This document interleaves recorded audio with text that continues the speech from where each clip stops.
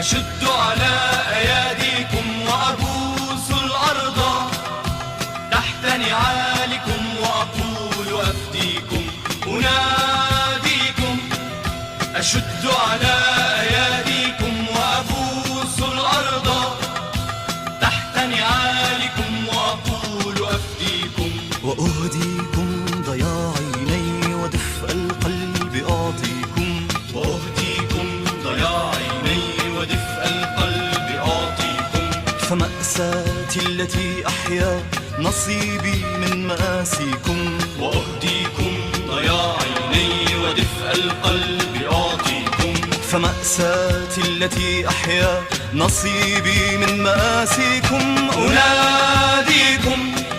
أشد على أياديكم وأبوس الأرض تحت نعالكم وأقول أفديكم أناديكم. أشد على أياديكم وأبوس الأرض تحت نعالكم وأقول أفديكم. Welcome everyone. كنت في وطني ولا صغرت أكتافي. أنا ما كنت في وطني ولا صغرت أكتافي. وقفت بوجه ظلامي يتيما عاريا حافي. أنا ما كنت في وطني ولا صغرت أكتافي. وقفت بوجه ظلامي يتيما عاريا حافي. أناديكم. أشد على أياديكم وأبوس الأرض تحت نعالكم وأقول أفديكم أناديكم. أشد على أياديكم وأبوس الأرض تحت نعالكم وأقول أفديكم. حملت دمي على كفي وما نكست أعلامي. حملت دمي على كفي وما نكست أعلامي. وصنت العشب الأخضر فوق قبور أسلافي. حملت دمي على كفي وما نكست أعلامي. وصنت. Thanks everyone for joining us. Welcome, welcome. It's lovely to see so many of you here. Yeah, and it's great to have you all here for the launch of the No Palantir in the NHS campaign. I'm Sarah. I'm Peace and Security Campaign Lead at Medact. My pronouns are she, her. And for those of you who don't know, you probably already do, but just by way of introduction, Medact is a UK-based charity and member-led health justice campaigning organisation. We work on issues related to peace and security, climate justice, economic justice and human rights. Today we're going to be supporting the Coalition of Health Workers and Health Workers for a Free Palestine's new campaign, No Palantir in the NHS, which was actually just released today, the campaign toolkit that you can find now on our website, which is, I think, up as of a few hours ago, which is really great. But yeah, before we delve in and I introduce all of our speakers and the running order for this evening, I'll speed through a few bits of housekeeping. So first off is that feel free to have your cameras on or off during the meeting, but yeah, please stay muted throughout. And also this event is being recorded, so it will really help us keep the audio as pristine as possible if you can remain on mute. But also, yeah, maybe that's something you want to consider if you're having your camera on or off. It may potentially appear in a recording. So yeah, just so that you know. If you have any questions for our speakers as we go through the event, please do jot them down in the chat. And yeah, we'll discuss them during the Q&A. If you have any issues accessing the call throughout the event, my colleague TJ is monitoring the Zoom, so just drop them a message as well at Medact Tech. And yeah, I'm really excited to introduce the event. So we're really honoured and privileged to be hosting tonight's event. The No Palantir in the NHS campaign, as I mentioned, as of a few hours ago, has had its toolkit just uploaded and accessible to you all.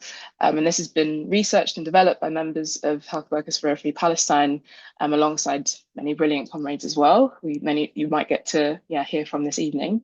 Some important context about tonight's event and why we're all here. So NHS England has given a £330 million contract to hand unprecedented amounts of health data to Palantir, who, as you may know, are an American spy tech firm currently supplying the Israeli military with advanced AI weaponry. As health workers, patients, and communities, we are coming together across the country to stop the rollout of their technology in the NHS. And these three communities have a key role to play in that work. So as health workers and patients in Gaza, as we're seeing, are being tortured, bombed, kidnapped, and killed, we can't allow the NHS England to continue to hand over public money and data to a company complicit in the murder of our health worker comrades and colleagues in Palestine. As patients, we can't allow our data to be handed over to a company known for its involvement in state surveillance and human rights abuses. And as communities, we know that privatisation, outsourcing will only further the NHS crisis. So that's the crux of this work. It's deeply intersectional. There are many issues at the heart of it, but it's also part of a deep commitment to anti-colonial and abolitionist struggle. So we're really delighted to be hosting this event and this campaign launch. This evening we'll be joined by Rafif from Workers in Palestine, Amira from Health Workers for Palestine, Amber from Corporate Watch, and Dermot from Just Treatment. We'll spend the first half of the event sharing more about Palantir as an organisation who's been involved with many human rights abuses and military occupation across the world, and its contract with NHS England. We'll then take a 5-minute break and come back to a second part where we'll hear more about strategy, how we can come together to start forming local groups and collectives to take action. Just before we delve in, I think it's really crucial to situate this campaign as part of a direct response to a call from Palestinian health workers and unions. And to do so, I'm going to hand over to Rafif from Workers in Palestine to just offer us, some of that context as part of our opening. Thank you so much, Sarah, for the very kind introduction. I am very glad to be here. Thank you for inviting me, and so grateful that many people are on this call. I'm an organizer with Workers in Palestine. This is an organization of Palestinian trade unionists within Palestine and outside that have been working around the call that was issued on October 16th by Palestinian workers and trade unions, calling for an end to the arms trade, an end for support to Israel's genocide. A simple call that said, please don't keep business as usual with a genocidal state. This wasn't just a call for solidarity, it was a very clear picket line that Palestinians were calling, asking the world to stop what was happening and to stop all forms of complicity. Despite this, since we issued that call, Israel has continued to bomb every hospital in Gaza, killing countless Palestinians and decimating critical infrastructures. To be very honest with you, after more than a year of this, it's very difficult for us Palestinians to find words anymore to describe what is happening. But we know that we have no choice but to raise our voices, to strategize, to educate, and to organize together from the ground up. We wanted to start with this call from Palestinian trade unions and the conditions for Palestinian health workers, because as we discuss new campaigns, we can sometimes lose sight of the reality on the ground. Every single office of the Palestinian General Federation of Trade Unions has been bombed. Union organizers in Palestine cannot leave Gaza at this point. Most of them are inside. Medical workers in particular are holding up entire communities, often without electricity, supplies, or any form of safety. These are not simply inspiring stories for social media. These stories demand us to organize with focus, with conviction, and with the ultimate goal of ending this oppression once and for all. Palestinian health sector workers, including doctors, nurses, paramedics, and support staff, continue every day to risk their lives to serve the people of Palestine. They issued an urgent call for health workers internationally, saying we need solidarity, we need action, we need it now more than ever. Israel's genocidal campaign in Gaza, its unyielding military assault, and the years of siege beforehand have devastated the Palestinian healthcare sector and infrastructure. But the toll is not simply the hospital buildings. It is the tragic loss of doctors, nurses, paramedics, and support staff. Since early October of last year, Israel has destroyed hospitals, primary healthcare centers, ambulances, killed and tortured and kidnapped healthcare workers as cameras are rolling. With the blockade tightening ever more, especially on the north of Gaza, the sector is near collapse, leaving thousands to die without basic treatment. Medical workers are at breaking point, enduring physical and mental trauma just to keep communities alive. This is the context in which we are organizing today. Even before this genocide, and it's very important to remember that history did not start last October, Israel's ongoing siege had strangled Gaza's healthcare, forcing hospitals to ration fuel, operate without critical supplies, and turn away patients. Restrictions on essential medical imports, including life-saving medicines and equipment, caused unimaginable suffering both in the West Bank and in Gaza well before October. So we must not normalize the dehumanization of Palestinian medical workers or the destruction of the healthcare facilities, all done while cameras have been rolling. But it's also very important to remember that Israel's system of settler colonialism has always attacked the Palestinian medical sector. This is not new. What we are seeing is a continuum of targeting the healthcare sector in Palestine. And this is precisely why all Palestinian medical unions stood together and issued a call. You could find this call on the Workers in Palestine website in all its details. And this is precisely where Palantir comes in and why launching this campaign today is so urgent and so important. Palantir isn't just complicit in this genocide, it is a key enabler. Palantir signed a deal with the Israeli occupation forces to supply advanced technology, including an AI platform designed to analyze targets and propose battle plans. This platform is field tested on Palestinians before being exported around the world. This is just one example of how militarism, surveillance, and the technology of genocide intersect. Palantir's relationship with Israel is deep-rooted. It goes back for years. The company has operated an R&D center in Israel since 2013.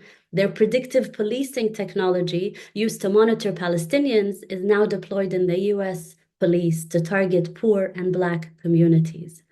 This cycle of field testing on Palestinians, these tools of oppression used against our people, are refined and then exported and affect us all. And this is the same company providing, aiding, and abetting a genocide that is now to be involved in the NHS. It has had some contracts already, but we know that now there's a 330 million contract to build the NHS's new Federated Data Platform, aiming to centralize the health data of millions. So my question to everyone on this call is very simple. What does it mean for us that a company profiting off of genocide is going to be handling our healthcare data? This campaign is against Palantir. It's not just about Palestine.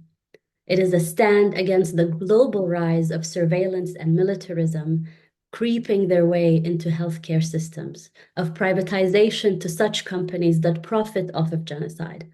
Palantir is part of a network that profits off of human suffering, fueling systems that track, control, oppress vulnerable communities around the world. And this is exactly why we need to turn our legitimate anger against the genocide, against Israel's war machine and its destruction of the Palestinian health sector, into a long-term strategy to stop companies like Palantir. And this is no easy task. Trust me, I know. Trying to strategize and think about plans against a corporation while your people are under bombardment, while every time you turn on the TV, you are hoping your own loved ones are not going to be on the screens is not easy. But we don't have another option. We owe it to our fellow workers. We owe it to Palestinians under siege. We owe it to everyone who is keeping communities together to do this campaign and to do it right. That's why I'm very glad that today we've come together to think together, to strategize, and to build this campaign from the ground up. For a very long time, we have been demonstrating, going out onto the streets, trying to get leaders within the UK to say anything, yet they continue the arms trade with Israel and they continue to give contracts to companies like Palantir. So this is the time to really start building a deep-rooted grassroots movement to say no to Palantir in the NHS. We need to build a movement that is strong, strategic, and unwavering in its commitment. We must organize from the ground up with purpose and conviction. We owe it to everyone facing these systems to dismantle them once and for all.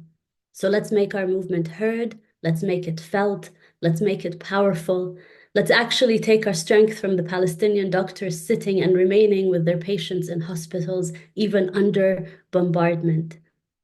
As we go away tonight, let's make sure that we're bringing this campaign to every workplace, to every community, until we shut down Palantir and get it out of the NHS once and for all. I'm looking forward to our conversation, and thank you for listening to me.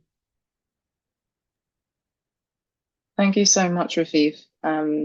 Yeah, really invaluable reflections and grounding our launch event this evening in the stark reality in which we find ourselves. And also, I really believe you and agree with you when you say that we need to be strong, strategic, and unwavering in our commitment. And I hope that this is a continuation of an unwavering commitment that will remain long lasting.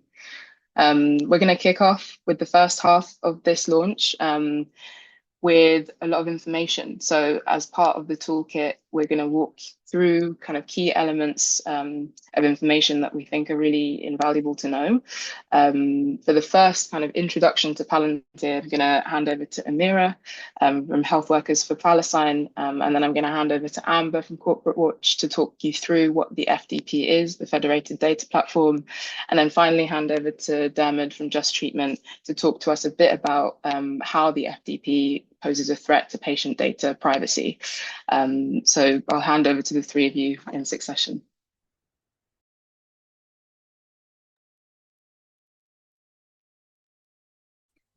Thank you, Sarah, for the great introduction, and to Rafif as well for the overview and just words of wisdom and I think strength from our Palestinian brothers and sisters and colleagues.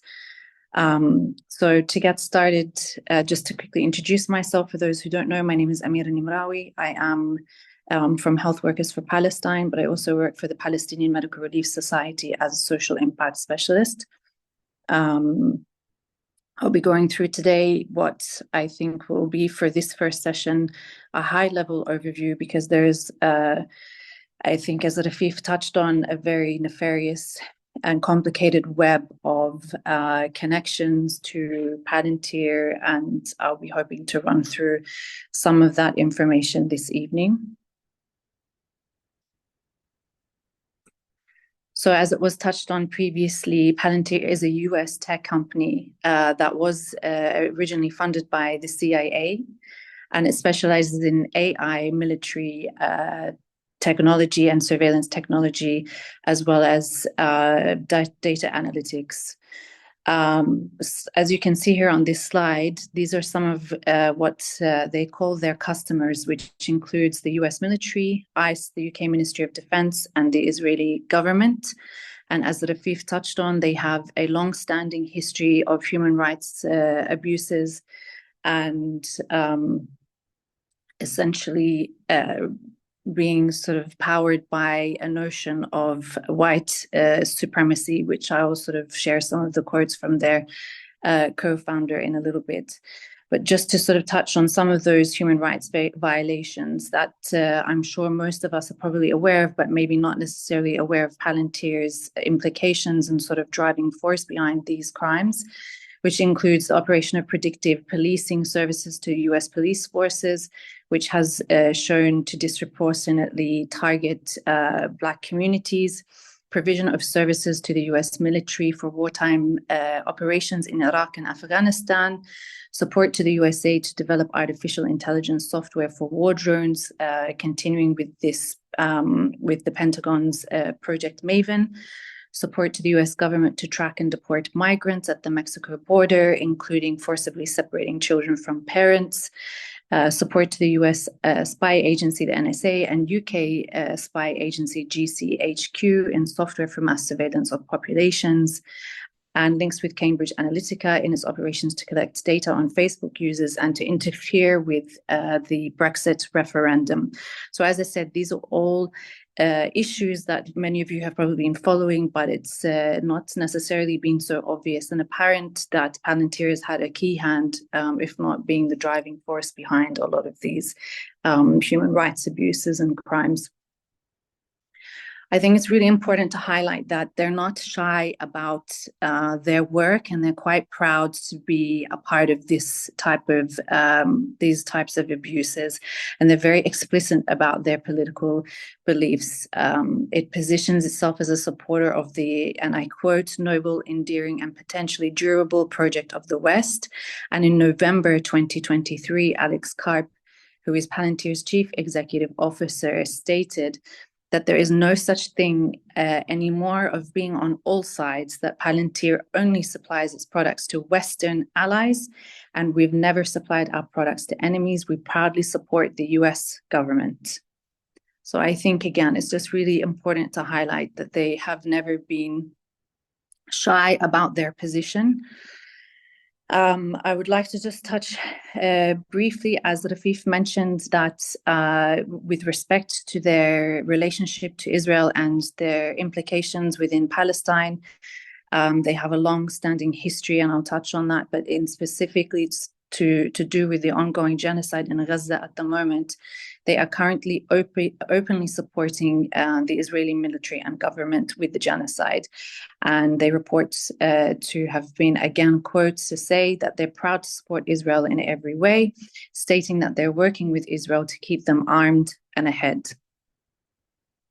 So just this year in January, excuse me, Palantir signed a deal with the IOF, the Israeli Occupying Forces, to increase its advanced technology provision to Israel in support of their war-related missions. And again, the CEO, Alex Karp, says that he's exceedingly proud of their involvement in what he calls operationally crucial operations in Israel. They also, as Rafif touched on, they've launched an AIP, which is an artificial intelligence platform, which claims to be able to analyze enemy targets and propose battle plans. Again, just another example of how bold and sort of quite vocal about their position to do with the West. Again, in March this year, he stated that, Alex Karp stated that, for him, that it's not a small issue and that it's not just about Israel. He then goes on to say, do you believe in the West? Do you believe that the West has created a superior way of living? And are you willing to admit that you believe in that? So he's not shy, and the company's not shy about their agenda. They've been closely involved in the occupation for years, as I said before, and as Rafif touched on as well. And they had established their own research and development center in Israel in 2013. This has been closely linked with a company called Carbine, which some of you might know, but for those that don't know, this is an Israeli tech development firm developed by former Mossad and Special Unit 8200 IOF members. And just for those as well who are not necessarily familiar with the Unit 8200, it is the Special Intelligence Unit. And so both Carbine and Palantir have shared investors, including people like Peter Thiel and other Palantir employees who are on the board of advisors. And one of our comrades this evening will go actually into further detail around who are the key sort of people with respect to Palantir.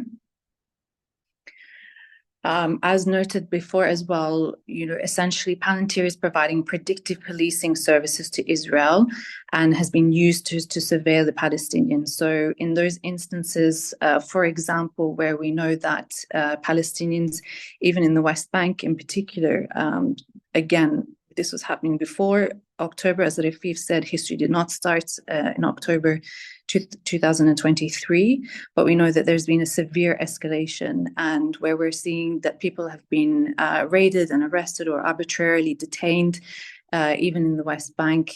This is most likely to do with this technology, which uses social media to be able to report such people to the Israeli occupying forces, just as a very small example. So in September, Palantir launched its government web services. And again, they're not shy. They were boasting that the capabilities that they were able to give to the Israeli government was incredible. So again, they're using the information and the technology that they have to continue tactics of oppression and surveilling Palestinians. Also boasting that that their technology is field tested on Palestinians and replicated across the world. So as we touched on earlier, we know that they are using these predictive policing services that are currently used by the police forces to target poor and Black communities. And we've often seen those parallels again before October last year between these two communities, and it's no coincidence. I think one of the key things, just before I close, is just to highlight that Palantir is a part of a network of military surveillance, investment and technology companies who are profiteering off the genocide, of occupation and border violence and policing. For example, the company Quadrature is a major shareholder in Palantir, and it has been reported that Quadrature also has significant holdings in arms and manufactures Northrop and Grumman. So they have around 31 million, Lockheed and Martin, 6 million. US private healthcare companies such as United Health, 31 million, and HCA Healthcare, 16 million. So some of the largest asset management companies as well, like Blackstone, 22 million, and KKR, 7 million, who potentially all stand to benefit significantly from the current government's Labour's plans to utilize this private investment for infrastructure and tech firms, including Palantir. It's also important, and as I said before, this will probably be gone into a bit more in depth further down, but it's also important to note that Quadrature, also part of this network that Palantir is involved in, donated 4 million to Keir Starmer's Labour Party. I think also, just before I close and hand over, it's important to highlight that they have, again, been very unabashed in terms of essentially highlighting that they intend to have a monopoly across all government sectors. So I'll leave it there and I'll hand over to Sarah to introduce the next speaker. Thank you. Thanks so much, Amira, for pulling out some of those really deep entanglements between Palantir, NHS officials, and also talking about the explicit role that Palantir played in the genocide and beyond, and globally as well. I'm going to hand over now to Amber from Corporate Watch. And Amber, take it away. Thank you, Sarah. And thank you, Amira and Rafif and everybody who's been integral to making tonight happen and all of the work that's gone in behind the scenes and for the past year. So I'm going to talk to you a little bit about the history of Palantir and the NHS, how it got contracts in the health service, some basics about the FDP, the Federated Data Platform, and link it to the wider context of NHS privatisation. It's a lot, but also everything that we're going to be talking about tonight, especially in the first part, is in the toolkit. So just in case you're worried about taking notes. So Palantir has been working in the NHS since 2020, although it started wooing senior NHS officials with some cocktail parties and other things in 2019. In March 2020, Dominic Cummings and Simon Stevens, who was then CEO of NHS England, invited several big tech companies to a meeting to talk about how they could support COVID efforts in the NHS. Google, Amazon, Facebook, and Palantir were amongst those on the guest list. The day after that meeting, Palantir offered the NHS its software for just £1 and started setting up the COVID-19 database. So keeping in mind as well that all of this happened under emergency pandemic procedures. So it was much easier, much faster for the tech company to get a foothold. Over the next few years, Palantir went on to be awarded several more contracts worth millions, with its most recent contract being the one we've been focusing on today, and it's already been mentioned, but the £330 million contract to build and run the Federated Data Platform. The NHS is the world's largest national healthcare system, and so the FDP is going to be the largest centralized healthcare data platform. Health data is really, really rich, and it's some of the most sensitive data that there is. It can consist of personal health records, clinical data, public data. The FDP is software that will enable NHS England organisations to bring together data from across the health service. And this data is currently stored in separate systems in different ways. And the idea is to support the service to understand, access and analyse this information. This information could be number of beds in a hospital, or the size of waiting lists, or what medical supplies are available. Palantir's platforms aims to have national uses, such as supply chain management, vaccination rollout, and on the slide you're seeing now, those are some of the other examples in the blue bits. But what's really key to this campaign is that it will have local level applications, and it will need a lot of NHS staff to actively work on its software across the country to make it functional. The plan for the FTP is that every hospital and integrated care board, or ICB, will have its own version of the platform, which can connect and collaborate with other data platforms and with each other. Rollout isn't complete yet, and there'll be more information, or there is more information in the toolkit about this and about what the stages are. But initially, NHS England said that using Palantir's platform would be optional. But in the summer, Wes Streeting slammed the glacial pace of adoption of the platform. And by August, we saw a total U-turn when NHS England wrote to all trusts across the country, mandating the use of the FDP within 2 years. All of this is happening within the wider context of NHS privatisation and outsourcing, and it's important to look at the specific ways in which private companies, government and NHS officials are enabling this and benefiting from it. And there's a real risk of lock-in here as well. Giving this entire contract to one firm makes it really difficult and expensive for NHS England to undo. So it's important that we act now. By saying no to Palantir in the NHS, we're also pushing back on health service executives and the government, creating perpetual monopolies for private profit. Okay, so Palantir didn't do this alone. It had help along the way. And it's noteworthy that 2 senior NHS directors, one the director of AI and one director of data services, left to work for Palantir in 2022, the year before the FDP contract was awarded. It's equally important to know that the former British ambassador to Israel, Matthew Gould, so remember his name, was one of the main people involved in discussions around Palantir getting emergency NHS data contracts during the pandemic. And he was CEO of NHS Digital at the time. Gould recommended that ministers used emergency powers to award the contract to Palantir. We know that Gould also had meetings with Palantir in 2019, a few months before they got their first contract. Palantir is going to profit from NHS data, as having access to the world's richest data platform will help develop its AI models. And these are AI models that are being used to target and kill Palestinians right now in Gaza. If you want to understand the direction of travel for the NHS and our health data and big tech, it's important to pay attention to Wes Streeting, who loves big tech, who loves Israeli tech, and he wants to build more partnerships, and to Tony Blair. So in Blair's recent report that came from his the Tony Blair Institute, his think tank cum lobby organization, he called for the NHS to use medical data as a competitive asset to improve the performance of private AI algorithms. He wants to further open up NHS data to be accessed and used by private companies for their own profit. So at the risk of overloading you, but this is all in the toolkit again, which is giving you more context. This is all happening as well in the bigger picture of Israeli tech companies getting work in the NHS.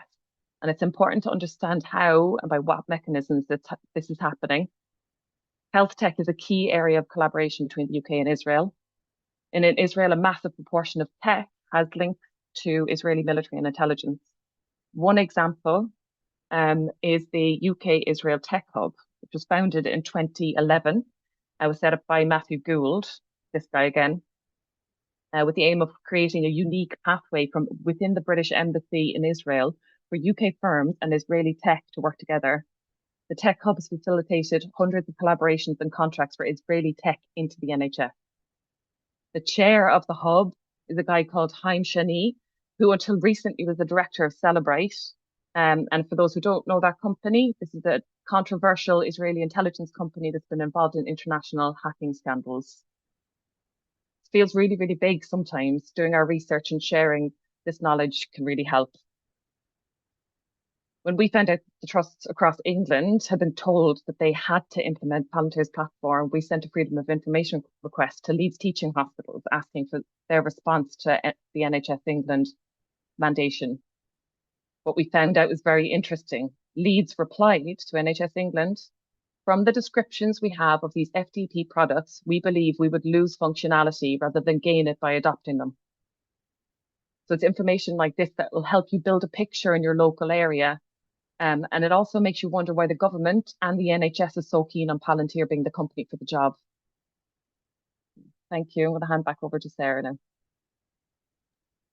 Thanks so much, Amber. I agree with you. It sometimes feels overwhelming, the kind of nature of connections and kind of like who is rubbing shoulders with who, where these people have formerly been in relation before, and how these organizations are connected. But it's so important that we become clear on those connections and elucidate it for ourselves. The toolkit is such a powerful tool for you all. I really want to reiterate that. Like, please do go away and have a read, but also don't feel overwhelmed if it's hard to hold, in your mind at once. I think the key thing to take away is that, yeah, as you mentioned, this is a tool for the further securitization of health, further privatisation of the NHS, and in effect the commodification of our health data for Israeli tech, and that's something we want to be actively resisting. I'm going to hand over now to Dermot from Just Treatment to talk a bit more about the kind of like health data and like data privacy element of the FDP. Thanks so much, Sarah, and thanks everybody for joining, and yeah, thanks to the other speakers. Yeah, I mean, there are so many reasons why we should not have Palantir within our NHS, and we've heard many of them already from the other speakers. I'll maybe try to build on that a little bit because, yeah, Just Treatment is a patient-led organization. We exist to ensure that patients in the NHS come before profit. We're really pleased to be here in solidarity with Palestinians, particularly Palestinian health workers who've been so systematically targeted by Israel, but also in solidarity with Palestinian patients. Whilst we work mostly on the UK, we also work globally on access to medicines. In particular, we're running a campaign at the moment about access to cystic fibrosis medicines.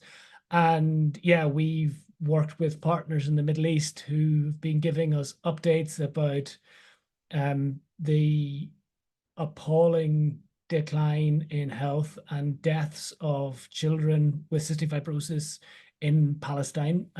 It's one very small but very visceral example of the deep injustices being perpetrated by the Israeli state on Palestinians right now. And so we're really proud to be on this call and to work in collaboration with others to take a stand against the inclusion of an organization that have got such an appalling track record and are so intimately tied to those abuses of human rights in Palestine. We have worked on the issue around patient data, and in particular looking at the role of private sector organizations in the growth of of the use of health data in I guess a new wave of health technology that is being rolled out by the NHS. We've worked in the past with Foxglove, the Doctors Association, and the National Pensioners Convention to try and fight Palantir's role in the FDP contract and fight the FDP overall. We feel that there have been multiple examples of how the government have failed to live up to their obligations in how they've implemented the FDP, and it comes in a long line of similar initiatives seeking to centralize and commodify our health data that the public have resisted, and we've supported them, including the GP DPR and previously the care.data initiatives, which ultimately were beaten back through public pressure. And so, yeah, whilst people in this call have talked about the overwhelming nature that this can have at times, I think it's worth us reminding ourselves that we can win on these issues, and we've done so in quite recent memory. So, yeah, good to kind of to highlight, I guess, that this fight against Palantir can be won. I think particularly from, we've got lots of concerns, particularly about the privatisation and the kind of risk of this monopoly being locked in within our NHS that we cannot extract ourselves from. But I'm going to speak a little bit more about the concerns around patient data. We just know so little about the FDP and how it's going to be used. And I think, if the government were setting out to implement reforms in the way that our data is held, to improve health outcomes and improve the NHS, I think they would be going about it in a way that maximise public trust, maximise public and health service and health worker support for those initiatives. But really, at every turn, the government has sought to push this FDP through, including Palantir's involvement, with as little public consultation as possible. And I think, maybe harking back to some of the points that Amber was raising, it makes us wonder, who is this FDP ultimately aiming to serve? Is it about improving patient and NHS care? Or is it being balanced with perceived economic advantage that could be gained from the UK being the best place in the world for medtech and data-centered health technologies to be piloted and implemented? And certainly our belief is that that has taken precedent on many occasions over the safeguards and processes that would have ensured data security and NHS patient confidence in the systems that are being implemented. Really tragically, when we had a change of government, instead of, Labour coming in and taking the opportunity to hit reset, they hit the accelerator. And as I think has been said already, rather than allowing NHS institutions to choose how and when they implement and if they implement the FDP, there's this obligation now being put on trusts and ICS institutions to implement the FDP. And yeah, that is incredibly problematic because, as I said, whilst we've got very, very little information about how ultimately this FDP is going to function, what it's going to be used for, we've also had a large amount of really contradictory information from the government throughout the implementation and development of the FDP. At times, yeah, the information on the FAQ on the government's website was being updated to say different things on a weekly basis, often in response to letters that we, along with Foxglove and others, wrote to the government to clarify their position. There's a huge amount of confusion about that, and I think that's in part because not only do the government not know what they want to tell the public about the FDP, they also don't fully know all of the answers themselves. And so, yeah, we've got this situation where we've been told that you can opt out of the FDP, then that you can't, then that you maybe could in certain circumstances. And at the moment, the advice is that patients can't opt out. That's completely unacceptable and is incredibly disrespectful of the sovereignty that each individual patient should have over their own health data. But it also is disrespectful to the entire NHS system and the importance that trusted relationships have within the effective healthcare system that we know is so essential between patients and doctors. We also know that lots of the way that our information is going to be captured is going to be what's called like pseudo-anonymized. So some of the kind of key pieces of information is going to be removed, but like that is always designed to be a reversible process. The richness of lots of this data that we know is going to be included in the FDP makes it very easy for individuals to be identified using a number of different data points, even if it doesn't have your NHS number attached, even if it doesn't have your name or your postcode attached. And so the opportunity for misuse of that data is incredibly high, particularly when we see the track record of data breaches within the NHS, people who've got access to this using it inappropriately, but also having external actors stealing or illegally accessing the information outside of the normal frameworks. We also know that many of the examples historically of where Palantir and other organizations that have been given permission to use and share our data have not stuck to the originally intended uses. There have been public pledges made about how our data will be used that have been contradicted whenever that uses has been interrogated in through investigations in subsequent years. And so it gives us very little confidence that the FDP, which would be problematic even if it was only used for its stated purpose, that the use of our data will be limited just to those stated use cases. And then finally, just reiterating this, the FDP as it is designed is essentially the infrastructure that would allow our data to be used in a vast, almost infinite number of different ways.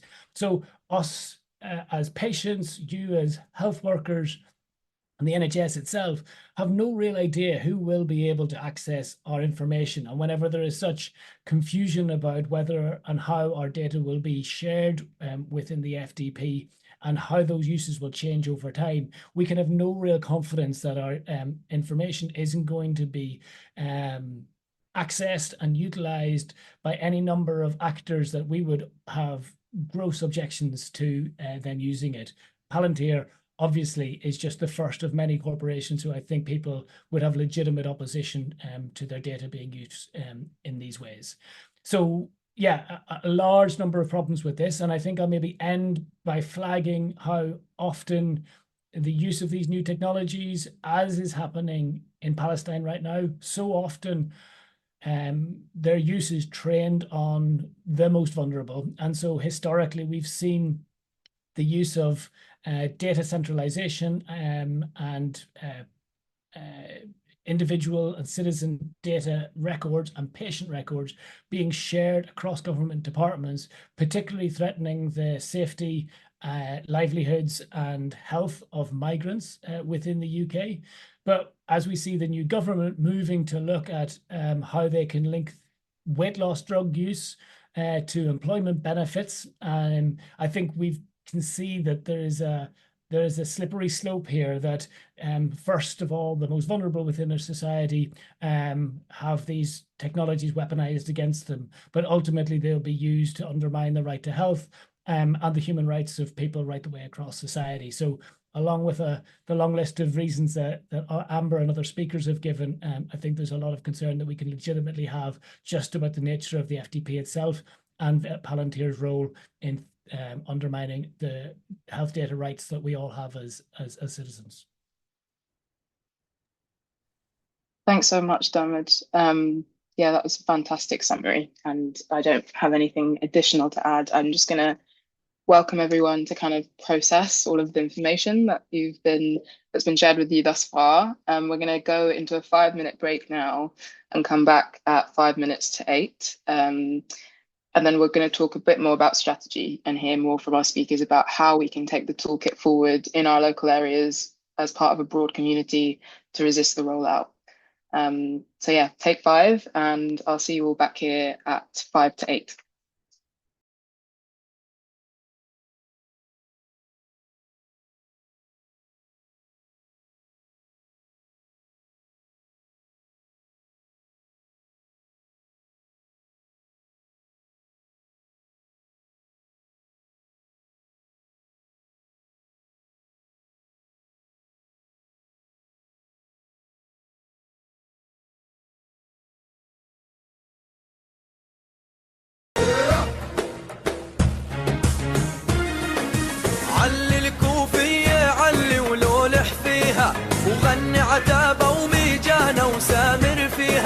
علي الكوفية علي ولولح فيها وغني عتابة وميجانة وسامر فيها هز الكتف بحنية جفر عتابة ودحية هز الكتف بحنية جفر عتابة ودحية وخلي البارود يهلل ويحليها خلي البارود يهلل ويحليها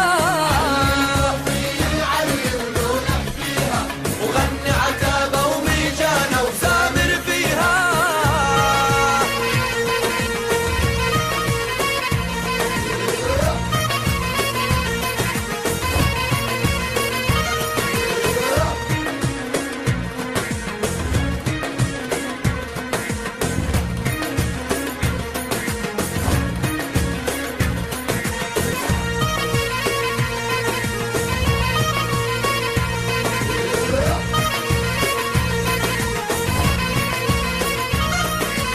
علي الرايب رام الله وبجبال النار وعقال العز عقالك عزم وإصرار علي الرايب رام الله وبجبال النار وعقال العز عقالك عزم وإصرار والطلقة الأولى فيها حكاية مشوار والطلقة الأولى فيها حكاية مشوار عند الحق نخلي العالي واطيها عند الحق نخلي العالي واطيها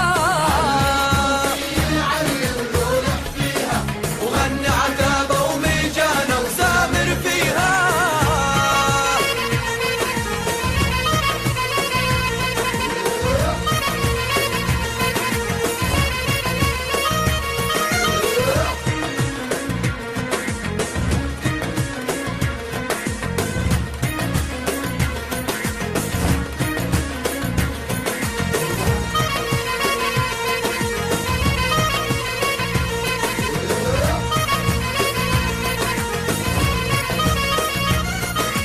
احنا زرعنا البيارات تين وزيتون وبذار القمح علينا وبيدر ليمون احنا زرعنا البيارات تين وزيتون وبذار القمح علينا وبيدر ليمون رهن الإشارة يا وطن احنا حنكون رهن الإشارة يا وطن احنا حنكون يوم العرك دروب النصر نضويها يوم العرك دروب النصر نضويها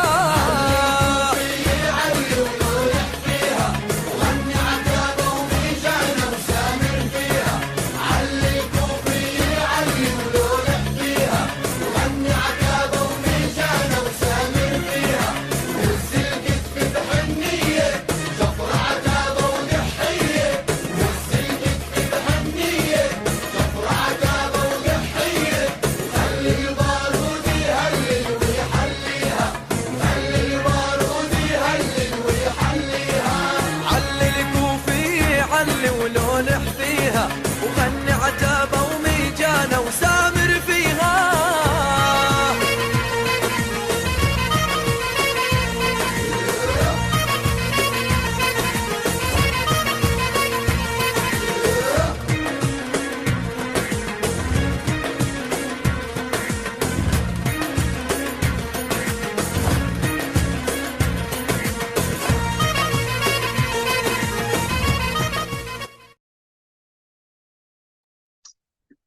Thanks so much, everyone. We'll welcome everyone back into the space for the second part of this toolkit launch and campaign launch.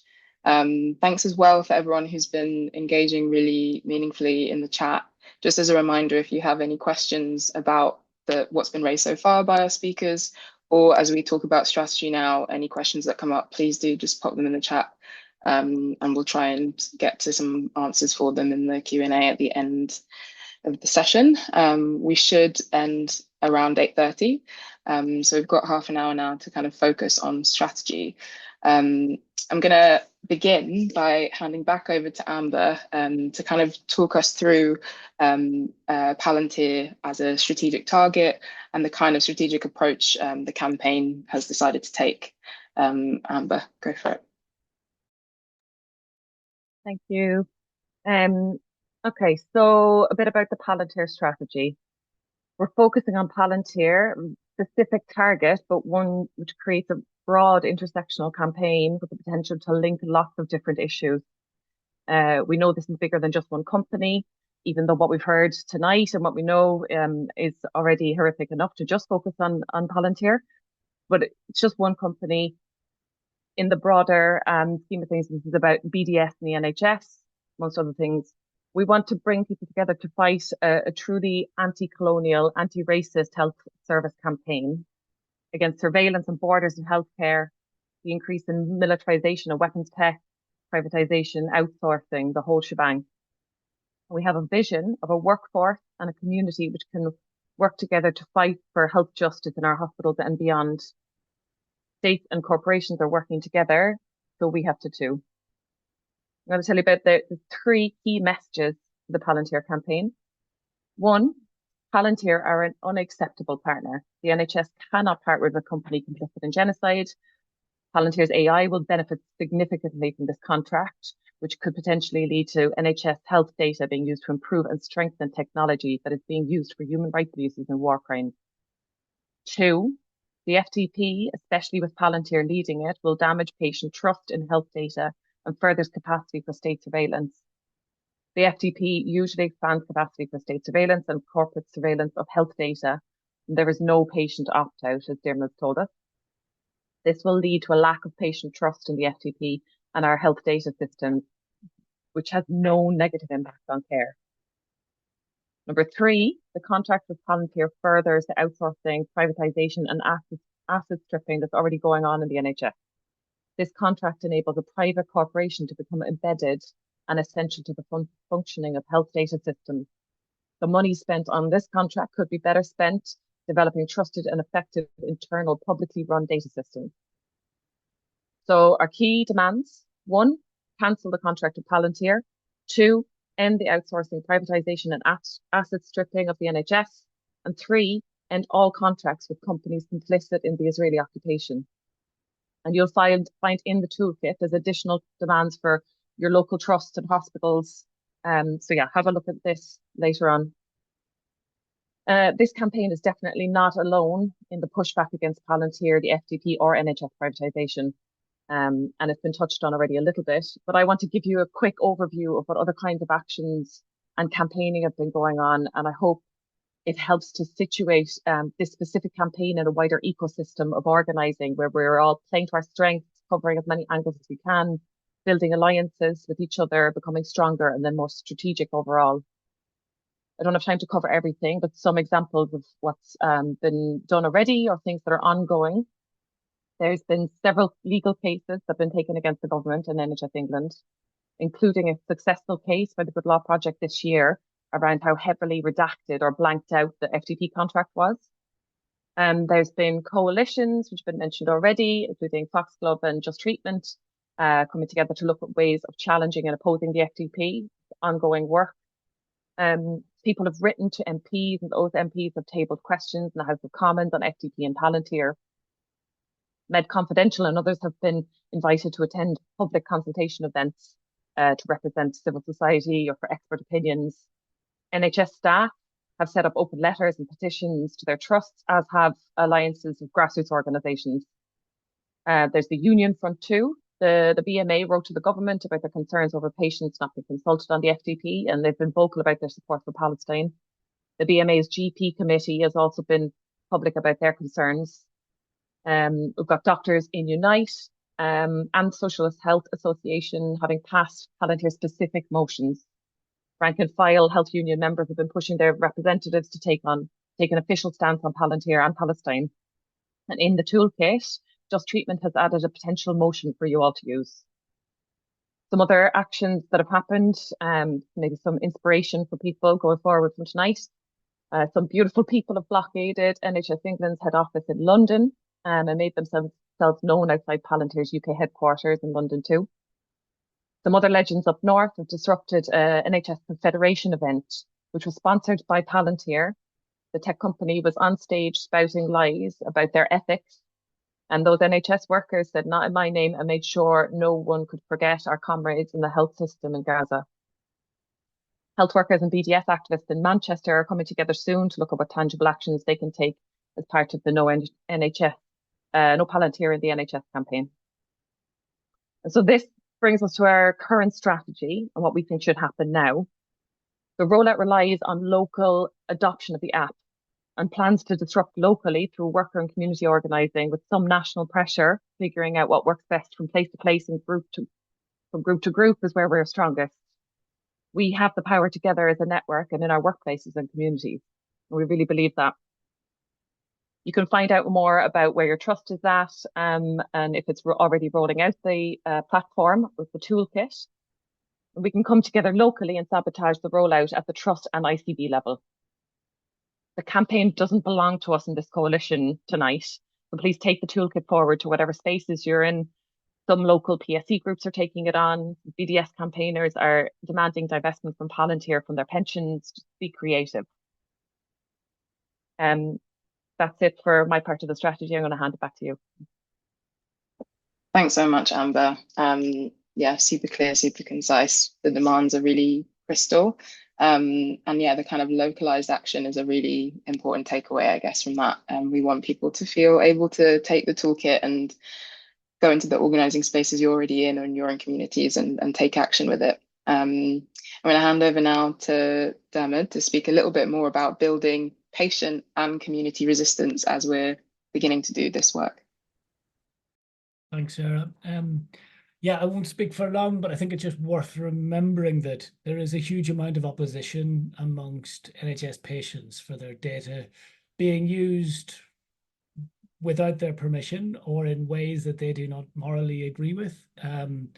We've seen effective organising of patients translating into literally millions of people opting out through the NHS data opt-out schemes that have helped to crash past data centralisation and commercialisation plans that the government have been pushing.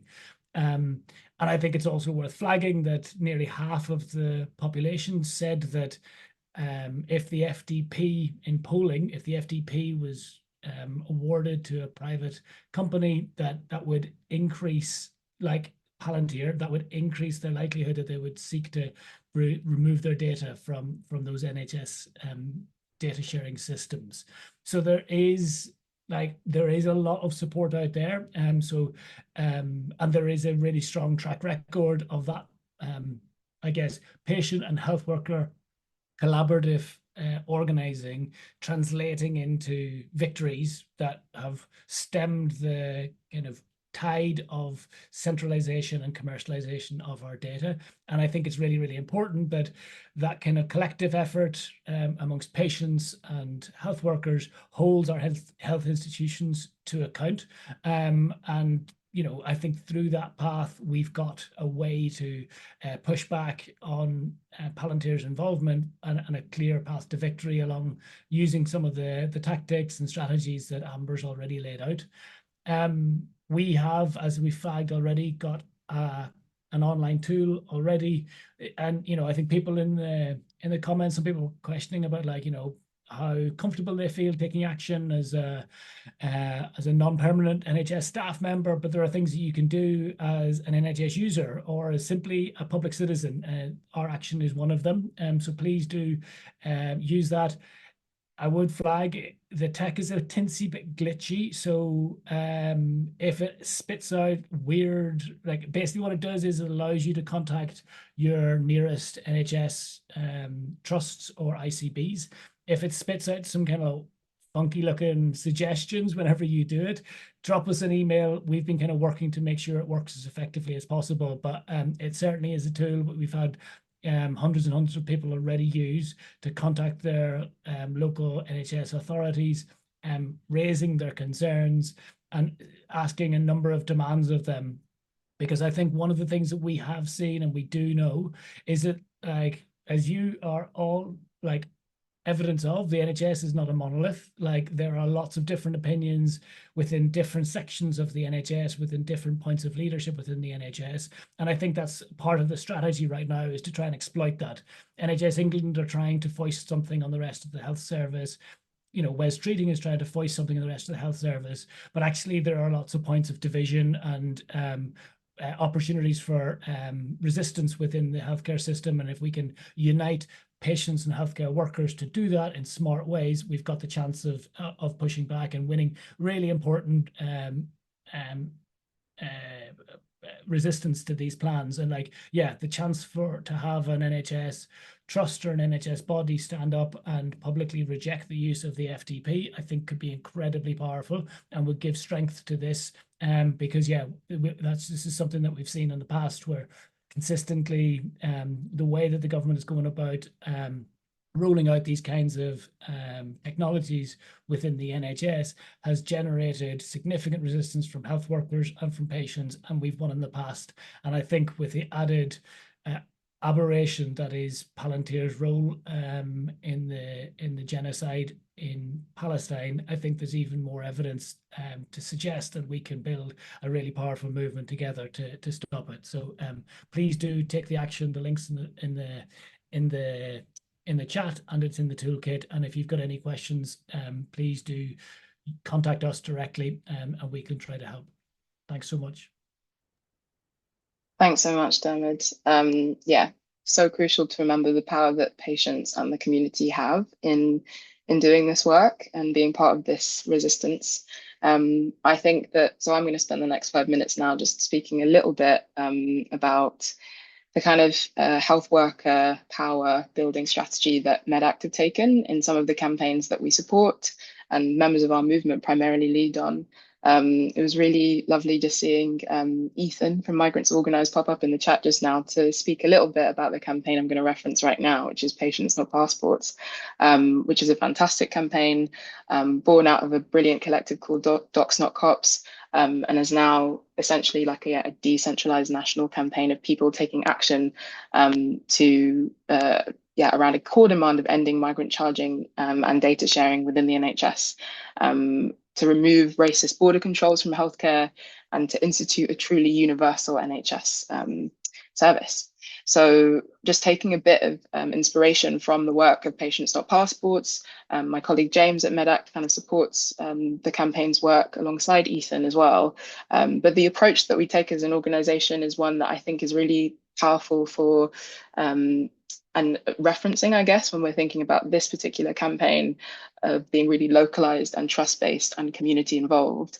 So we're thinking about bringing thousands of health workers together alongside patients, alongside their communities, alongside individuals who are passionate about health justice and about critical issues like this, to take action to fight back against, in this case, the hostile environment within the NHS. It's a campaign that's justice focused. It's thinking about local organising as well as having a national kind of coordinated approach. And the essence of it is thinking about building power together towards mass non-compliance and essentially the making the continued operation of this kind of policy, or in our case, the FDP and Palantir's involvement with the NHS, completely impossible. And unworkable.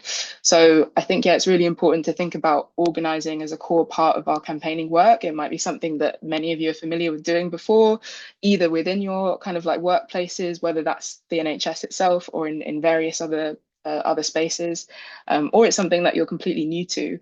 But essentially, at the core of it, we're thinking about building power in a social way, in a way that roots and reminds us that the power is within the hands of patients, within the hands of communities themselves, and that health workers are a part of those communities and shouldn't be, enlisted to do the work of these kinds of companies like Palantir, or to kind of be foot soldiers of policies that are incredibly harmful. In the case of the Patients Not Passports campaign, rolling out kind of migrant charging within the NHS or resisting that. The kind of like practicalities of that, we're thinking about using like the stories of people who are directly impacted by such harmful policies. In this case, it would be all of us, all of our data is at stake. And we're also grounding our work and campaigning work in active solidarity with the Palestinian people, and thinking about this as a really core, practical, tangible way for demonstrating an anti-colonial, anti-racist politics that we're also deeply committed to, a form of international solidarity that, is unwavering and is aiming to be so. As well as that, alongside the kind of Patients Not Passports strand of our work, the peace and security program area, which I support, is thinking about other forms of securitization within the NHS, and looking towards thinking about like local trust-based campaigning in a similar way. So thinking about how we can educate ourselves, share more information about primarily the operation of the prevent duty within the NHS. That could be, in our case, in the kind of campaigners I work with case, thinking about workshops for your colleagues if you are a health worker in the NHS, thinking about the critical locations where you might be able to bring someone in for a chat or a kind of longer conversation or one-to-one about the harms of these policies and practices, or in this case, about the FDP. Thinking about how we can build those relationships towards building collectives of people so that our demand, when we make the demand to our trust, is as powerful as it can be. So as well as the kind of individual ways you might come away from this meeting thinking about like you're going to email someone who's in, maybe a senior position, or you're going to take action and add your name to one of the many actions that like exist, especially like Just Treatments action that Dermot just mentioned. Also really crucial to continue thinking about in a really strategic way, building power and extending our network of people who are involved in the campaign as part of the mechanism by which way we win. We want to bring in as many people as possible. And we also don't want it to just be people who feel, like they, as health workers, have this kind of obligation to take action. We want to be in collaboration and community with patients and everyone who this is going to affect. So hopefully that feels a bit, hopefully demonstrative of the fact that the mechanism and the strategy that underpins the Palantir campaign is something that has been effective and impactful, has been used within other securitization strategies or challenging securitization of health strategies from other campaign spaces too. And in this case, it's really heartening to see so many people on this call ready to take action and to connect with people in your local area to do so as well. Just for the final kind of like rounding off on our reflections around the strategy and the strategic approach for this campaign, I'm going to hand back over to Rafif, who was incredible in opening up the event this evening, just to share a bit more about kind of general worker organizing key principles, because I think it's also important to remember, as I mentioned, maybe not everyone here has had experience with workplace organizing, community organizing or local organizing. And so the kind of principles that we want to have underpinning our approach to building power and building this campaign, hopefully Rafif can speak to with her wealth of experience. So Rafif, I'll hand over to you and then we'll come back to questions to close.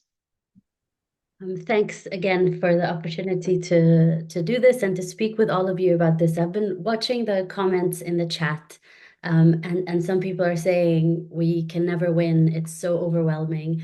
And while I really understand that feeling, sometimes when we get all this information about a corporation, we wonder, can we stand up against it? I'll just say, I'm Palestinian, and for 76 years, one of the strongest militaries of the world, backed by British colonialism, backed by US imperialism, has been trying to destroy us, and we're still going. So if there's anything to actually learn from the Palestinian people, is that we keep trying and we keep going, even when it looks this difficult. And ironically, I would say the Palantir campaign is one of the easier campaigns I've ever worked on, because it's very clear what is happening here. This is a company that is implicated with a state that is enacting a genocide, and it is going to have our data as patients that live in the UK. I think somebody has already said it on the call, there's anger against this. And once we explain it to people, patients reject it, but also workers within the sector are really unhappy about this. So it's on us how we organize to get the word out, to make sure that others are with us. We can build the public pressure, we can build the worker pressure, and we can build the trade union pressure. I know sometimes our knee-jerk reaction is to act as quickly as possible and to think, okay, we'll just shoot off that email today. And that's good, and it's good if they receive a lot of emails, but I think more importantly, it's how do we strategically grow this campaign and think about points of leverage that we could use. I think the toolkit, I've spent most of the day reading through it, is really fantastic in laying out very clear demands and very good research. Whenever in Workers in Palestine, we work on different campaigns with different trade unions across many sectors.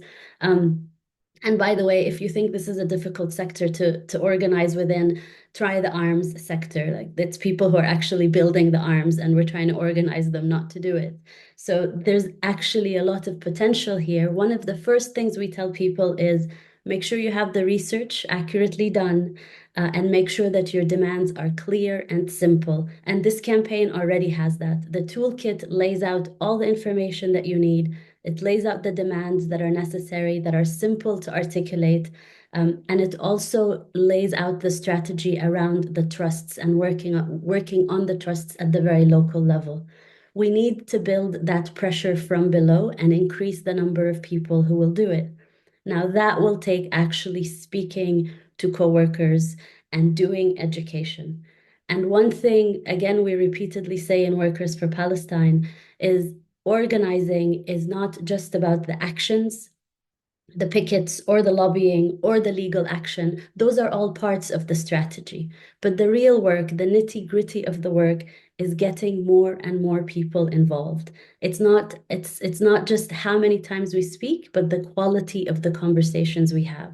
So it does take patience and one-on-one conversations and explaining to people how this works. Ultimately, we need the largest number of people, of communities, of patients, and of workers to be refusing Palantir. Remember, our power will actually lies when we can build that mass refusal at the grassroots level to actually make it abhorrent that the NHS is even thinking about this contract. And we have the narrative to do that. We need the organizing and the thinking through it to do it slowly. Already, as you've heard, there's been discussions of lobbying, discussions of a legal strategy, some incredible direct actions that have happened, and a big shout out to everyone who's been taking these direct actions. It's not always easy in the current climate. There's people looking at pensions and divestment from pensions. There's letter writing. We need to coordinate all of this into steps of a campaign, thinking of our key leverage points. All of these actions need to work together, but for that to happen, we need to start building the concentric circles. This event is a beginning event. It is a launch. And you could see from the comments of the people who hadn't heard of Palantir before, just how horrific it is, and how quickly people understand that you cannot have a company involved in genocide doing this type of work. There's also a very important story here that we need to insist on about insourcing and no privatization. That is also a common demand. I was so happy to see it as part of the basic demands of this campaign. And I truly want to congratulate everyone who worked on the toolkit and who spent the time doing this organizing. It takes hours of work, of very patient work, to do this research, to put it together, to do the strategizing. And it's very difficult to have patience when you're watching a genocide. But as I said at the start, this is just what we must do. Within Workers in Palestine, we've insisted that our strategies need to be on a worker-to-worker basis, that Palestinians are not looking for charity. The Palestinian health sector is one of the most highly unionized sectors in Palestine. There is strength in that sector. So you are not supporting people who are demanding charity off of you. You are supporting other workers who are saying, fight with us. Don't be standing against us, but fight with us against these corporations that are profiting of the destruction of Palestinians, but also of the theft of the private property and the data of patients everywhere. One thing to say, just as I end, is that Israel has very clearly said this is their next frontier in terms of what they want to export. They want to export these technologies that are right at the intersection of militarism, surveillance, and biotechnology, and anything to do with medical technology. For a very long time, Israel pretended to build its medical sector separately. Now they are openly speaking about the intersections and how they could use the military surveillance technology linked to their medical sector. So we are really at the cusp of watching this happen. If we don't stop it now, it will just expand internationally. And what we're seeing in Gaza becomes the template of how all our communities are surveilled. So I'm very glad to be part of the campaign, to support this campaign. We have a lot of work to do, but I'm very confident and positive that we could win if we work together, if we patiently build together and set our strategies together. Thank you so much, Rafif. I think that is an important and powerful way to close the kind of presentation portion of this launch, to remind us that, as you said, it's going to take resilience and determination, but also that this is a very, very, very winnable campaign. And that's something that should be really grounding for all of us who've taken that first step to come along this evening to learn more about being a part of it. So thank you so much. And thank you to all of the speakers as well who've taken the time to try and piece together a kind of, an elucidation of the full toolkit. In the chat right now, I'm just resharing a link to the toolkit, just in case people haven't been able to access it as yet. And then also an email contact for health workers for a free Palestine also. So if you do go away and either in existing kind of local organizing groups or health worker organizing groups that you're part of, want any advice or support, or actually want to feed into the research group that is going to be, trying to provide advice and support for people who are going to be taking this campaign forward, please do get in touch.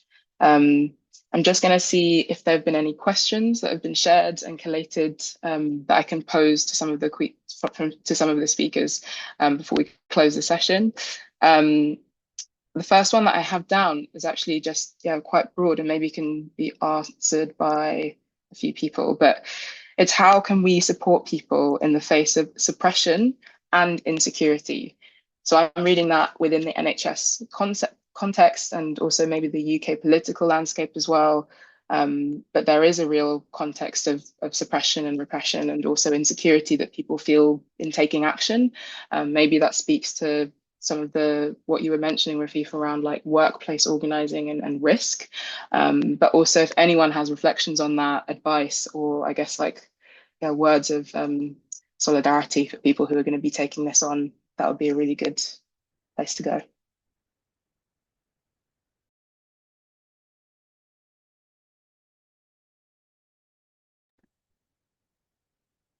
I just spoke, so I wasn't sure if I should speak again.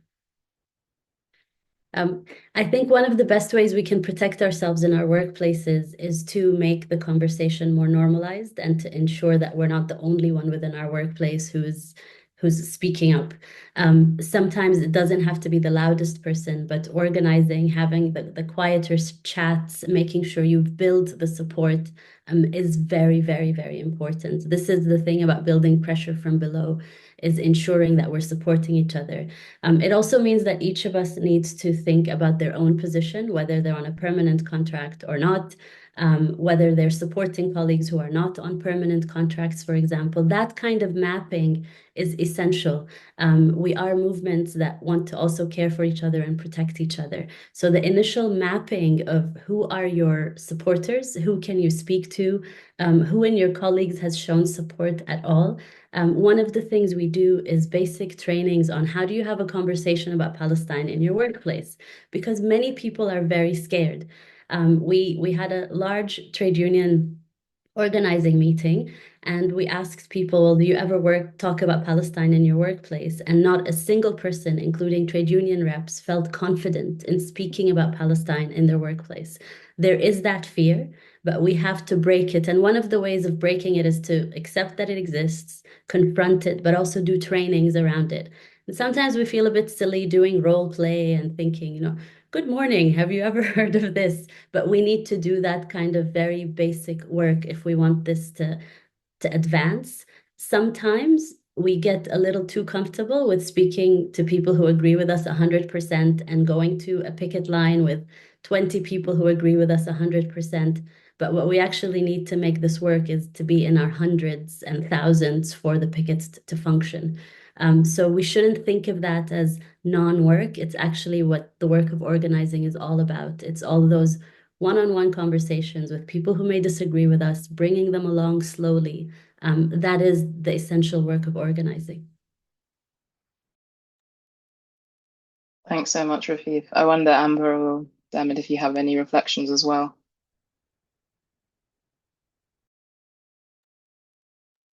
I don't think there's much to add after what Rafif has just contributed. Yeah, I would totally agree. And the only thing I was going to say, which Rafif has covered, is that it's communication, it's relationships, it's building those networks so that we know who we are, we know what risks people can take, we know what insecurities we have, we feel comfortable with each other, and it's going at the pace that suits everyone together, and also figuring out who can take one risk and another person can't. So we're also like balancing it out. I think that's, yeah, exactly.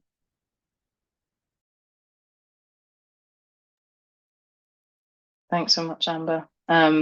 Before I go into the second question, rather, Dermot, were there any other additional points you wanted to add? No, I'll prioritize space for more questions. Amazing. So the next question I had down was a kind of practical one, just a clarification, I guess, around the potential to opt out, because I think people who've been listening in have heard about like the FDP and are thinking whether it's like also within the remit of the other kind of like forms of data privacy and protection where you can opt out within the NHS context. And I wonder if, Amber or Dermot, do you wanted to take that question? I'll maybe start, and I would say, like, at one level, it's very clear. The NHS, on its current advice on the website, say that you cannot use the NHS data opt-out mechanisms to opt out of the FDP.